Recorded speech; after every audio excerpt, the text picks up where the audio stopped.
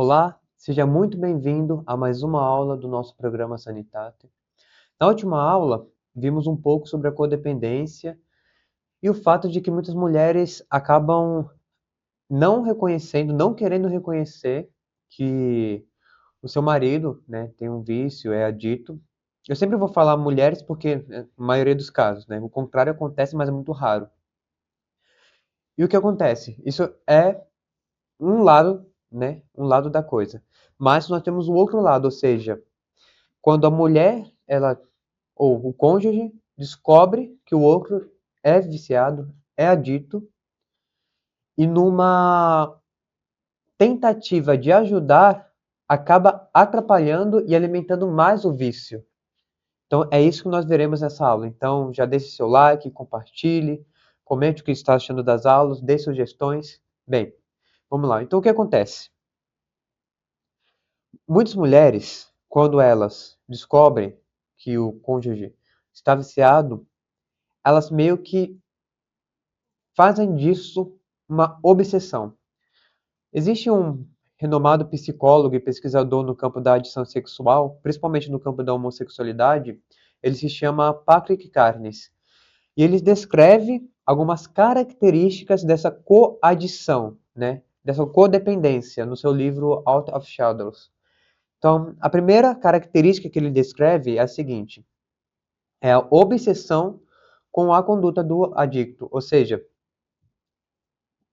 a pessoa ela passa grande parte do tempo preocupada com o comportamento do adicto, como se ele estivesse constantemente influenciado pela adição, entende? E isso leva a pessoa, o coadito, à solidão e à dor. Então, por exemplo, imagine uma esposa que sempre está verificando o histórico do marido. De, sei lá, a cada meia hora vê o histórico para ver se ele assistiu pornografia, etc, etc. Então, o que acontece? O vício do marido torna o centro da vida. O vício do cônjuge é o centro da vida. Então, consequentemente, ela vai deixar, né, ela ou ele, mas vai deixar de cuidar das suas próprias coisas, de cuidar de si, cuidar da família, buscar crescer financeiramente, sua vida espiritual, etc, etc. Por quê? Porque o centro de tudo é o vício do marido ou da esposa. Então, essa é a primeira característica. A segunda característica que Patrick Carnes coloca é o comportamento controlador. Então, assim, do mesmo modo que o cônjuge, quando ele tem, né, casado com uma pessoa que é adita em álcool, por exemplo, assim acontece com pornografia. Então, por exemplo, uma esposa sabe que seu marido é alcoólatra, e aí ela sempre esvazia as garrafas de bebidas alcoólicas, etc, etc. Para quê? Para ele não beber. Ou colocar armadilhas para pegar ele bebendo. A mesma coisa acontece com no âmbito da pornografia. E aí o cônjuge ele acaba vendo o outro como uma pessoa má, não como alguém enfermo, mas não que considera aquela pessoa como intrinsecamente má. Então, por exemplo, o que muitos cônjuges fazem? É eles negam ter relações sexuais como um castigo, digamos assim, por um comportamento errado, ou concedem relações sexuais pelo bom comportamento, muitas vezes busca ter relações sexuais fora do casamento como um certo ato de vingança.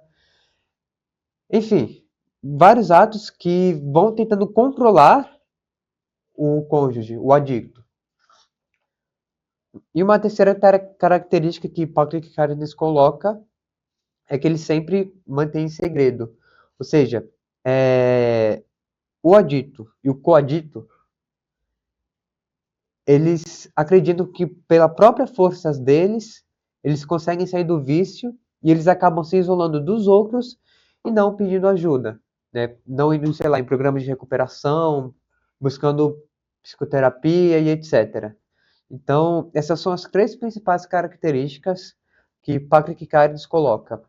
Então, a obsessão com a conduta do adicto, ou seja, aquilo vira o centro da vida dela.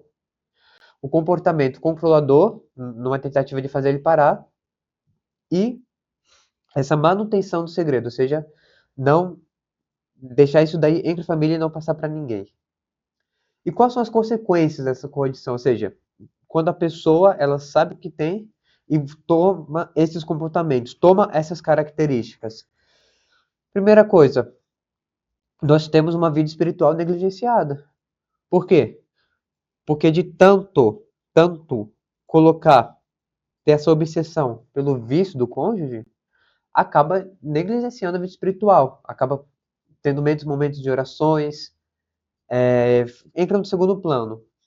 Segunda característica, por incrível que pareça, mas o cônjuge sempre tem uma culpa internalizada, ou seja, ele sempre acha que a culpa é dele. Né? No caso, sei lá, das esposas, elas acham que não são suficientes sexualmente.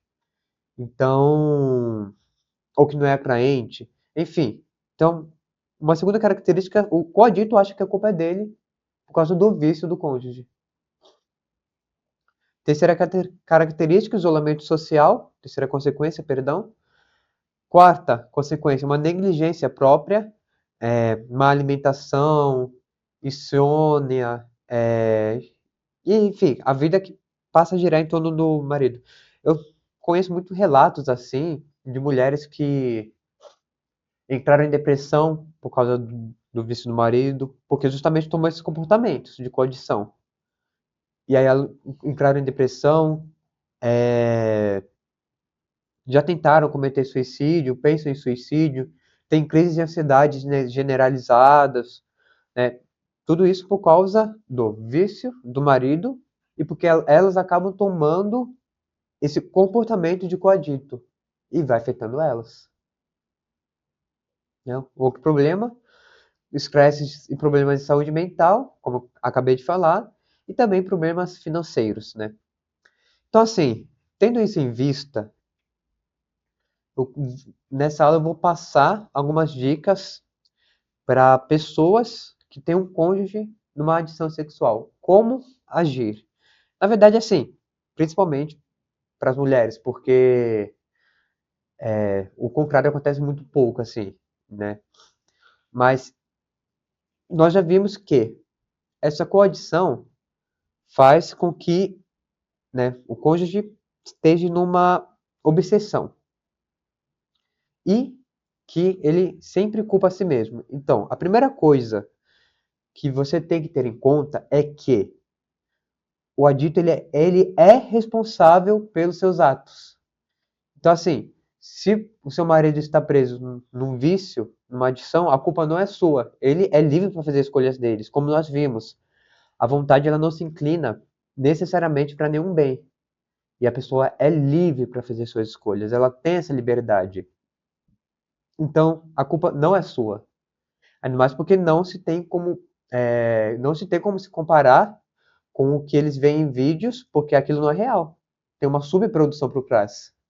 Então, a primeira coisa que você tem que colocar em mente, a culpa não é sua. Segunda coisa, em certo sentido, saia, em certo sentido, do seu egocentrismo e busque a transcendência. Viktor Frankl, nas suas 10 teses da pessoa humana, ele enfatiza que o ser humano se realiza plenamente quando se transcende, ou seja, quando busca algo maior que a si mesmo. E isso é muito interessante que ele fala, e faz muito sentido. Por quê? Pense assim, qual que é a nossa finalidade aqui na Terra? Para que o ser humano foi criado? O ser humano ele foi criado para a santidade. Então, o centro da vida do ser humano é Deus. E esse é o X da questão. Então, digamos assim, enquanto você colocar o foco da sua vida na no seu marido, no seu adito, você está fazendo mal para si mesmo. Se você focar em si mesmo, você vai estar fazendo mal para si mesmo. O foco na nossa vida é Deus. E esse é o X da questão. E se você coloca em Deus, muitas vezes toda essa dor que você sente ela acaba se transformando em algo de santificação. De fato, Romanos 8:28, tudo concorre para os bem daqueles que amam a Deus. Então, se você foca a sua vida em Deus, em procurar a santidade, entendendo o vício do marido como uma cruz na qual você vai levar junto com Cristo, fica muito mais leve o peso. E aí você consegue levar. Porque o ser humano, ele foi criado para sair de si. E nisso o Viktor Frankl acrescentou muito.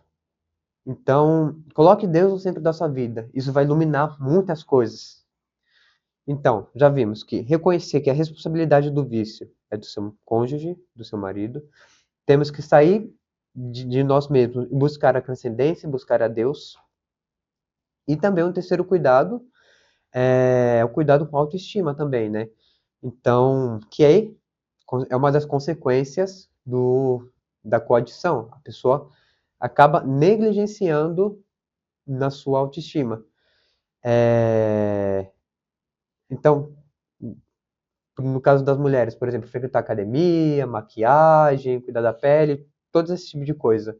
É muito importante você fazer isto, porque é essencial para a mulher. Eu acho muito interessante, um tempo atrás, no Instagram, eu fiz uma publicação, né? E aí uma mulher comentou: Ah, o meu marido ele é viciado, eu não sei o que fazer.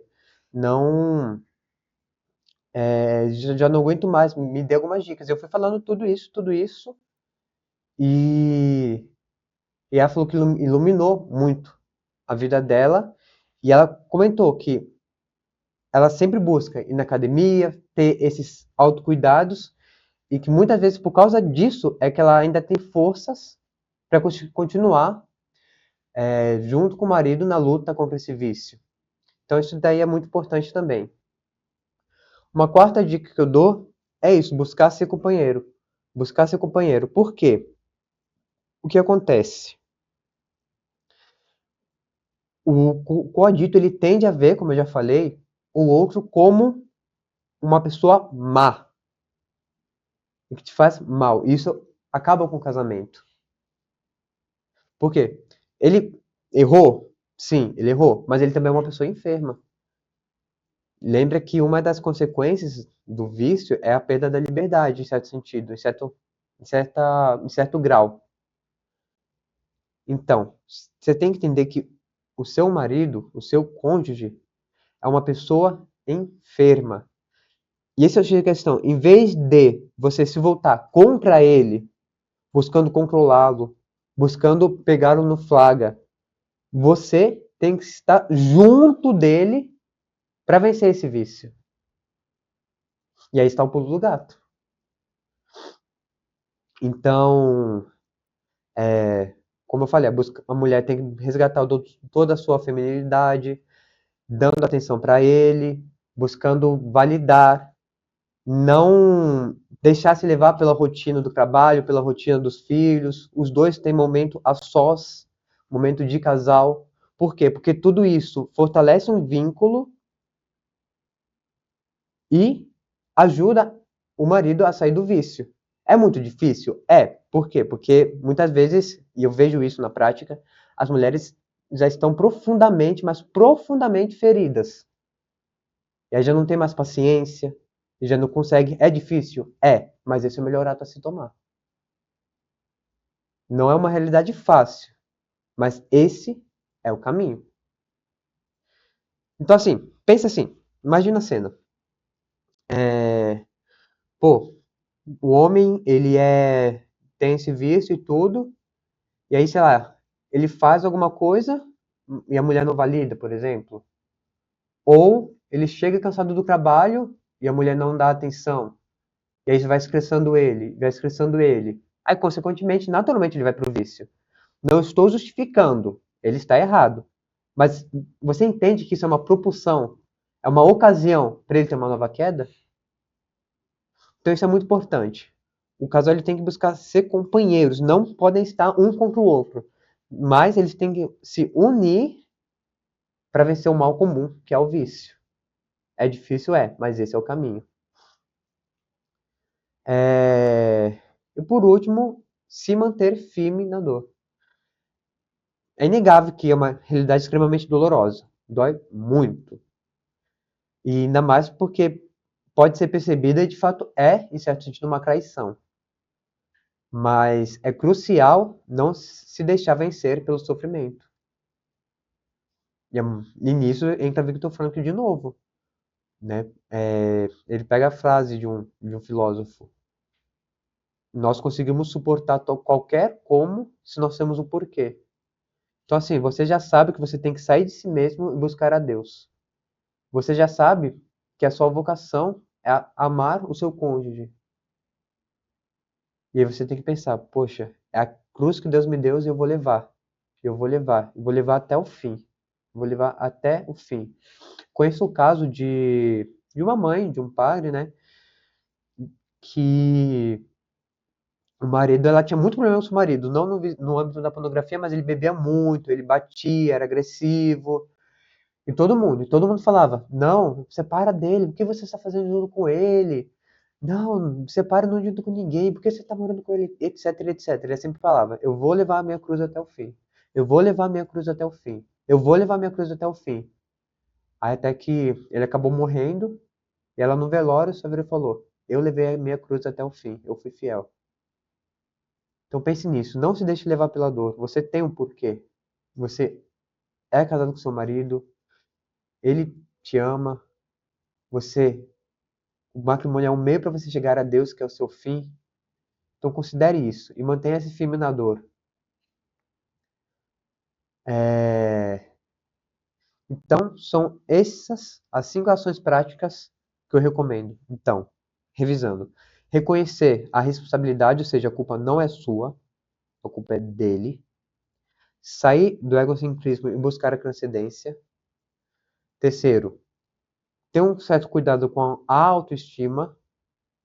Quarto, seja um companheiro um do outro, não busque estar em luta, em guerra entre si. E quinto, mantenha-se firme na dor. Lembre que dá para suportar qualquer como se tem um porquê. Por essa aula só. E nas próximas aulas vamos ver mais alguns obstáculos para sair do vício. Vamos ver os obstáculos, depois vamos ver algumas consequências e depois vamos para o tratamento. Então já deixe seu like, compartilhe e nos vemos na próxima aula.